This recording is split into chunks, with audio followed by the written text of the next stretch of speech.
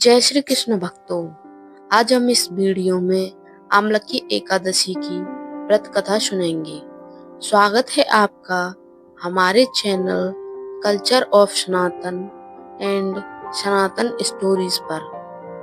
आपका हमारी वीडियो में आने के लिए बहुत बहुत स्वागत। हिंदू धर्म में आमलक एकादशी के दिन व्रत रखने के साथ साथ व्रत कथा सुनने की भी मान्यता है।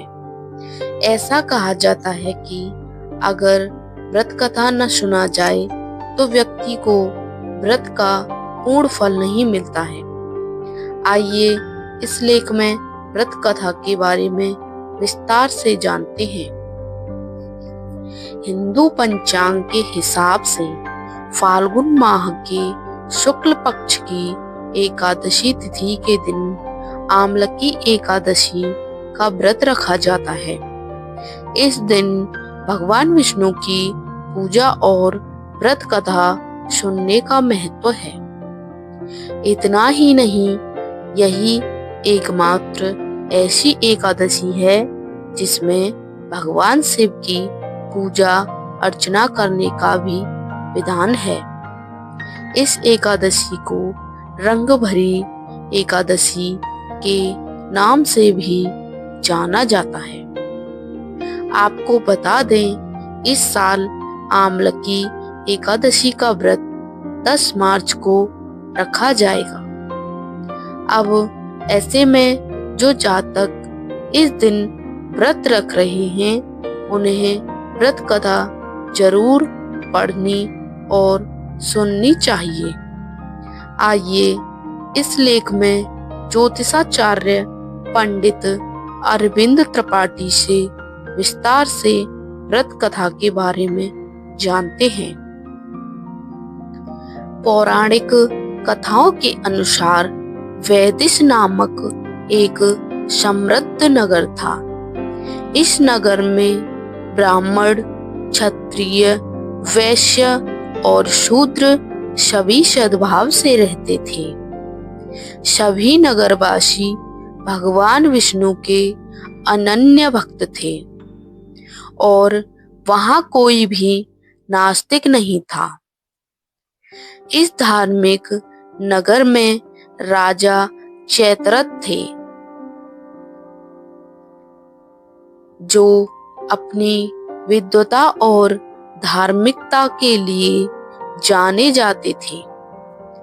उनके शासन में कोई भी व्यक्ति दरिद्र नहीं था और सभी नगरवासी एकादशी का व्रत श्रद्धा पूर्वक रखते थे और कथा भी श्रद्धा पूर्वक सुनते थे।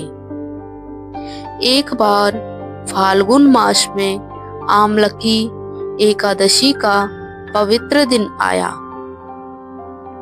नगर के सभी निवासियों और राजा ने इस व्रत को भक्ति भाव से मनाया।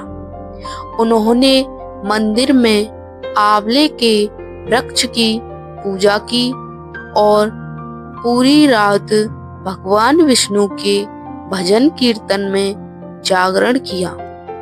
उसी रात एक पापी शिकारी, जो भूख और प्यास से व्याकुल था, मंदिर में आया। वह मंदिर के एक कोने में बैठ गया और जागरण में शामिल हो गया। भगवान विष्णु और एकादशी की महिमा की कथा उसने भी सुनी। इस प्रकार अनजाने में ही शिकारी ने भी पूरी रात जागरण में बिता दी। सुबह होने पर सभी नगरवासी अपने घरों को लौट गए और शिकारी भी अपने घर चला गया। कुछ समय बाद शिकारी की मृत्यु हो गई, परंतु आमलकी एकादशी की कथा सुनने और जागरण में भाग लेने के पुण्य के कारण उसका पुनर्जन्म राजा विदुरथ के पुत्र के रूप में हुआ। राजा ने उसका नाम वशुरथ रखा। वशुरथ बड़ा होकर एक शक्तिशाली राजा बना।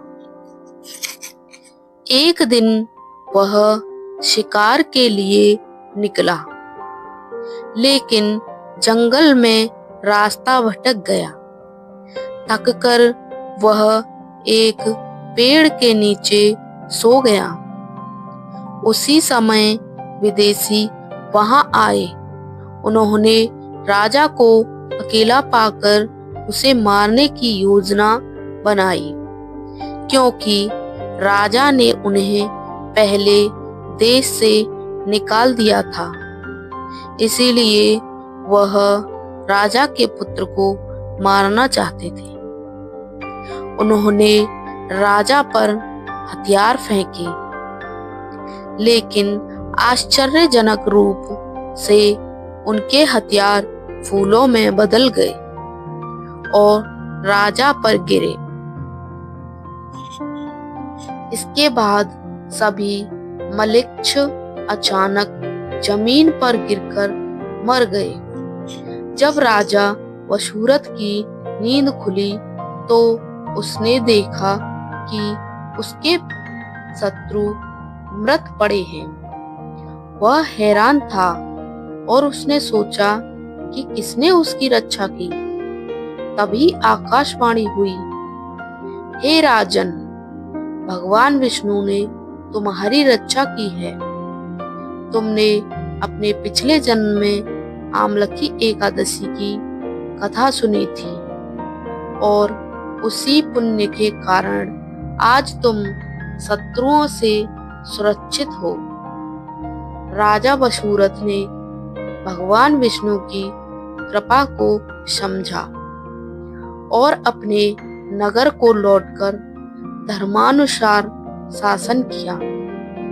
वह धार्मिक कार्यों में लीन हो गया और अपने राज्य में शांति और समृद्धि स्थापित की।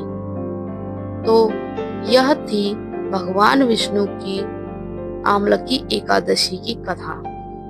अगर आपको ये अच्छी लगी तो हमारे वीडियो को लाइक और चैनल को सब्सक्राइब करें। धन्यवाद।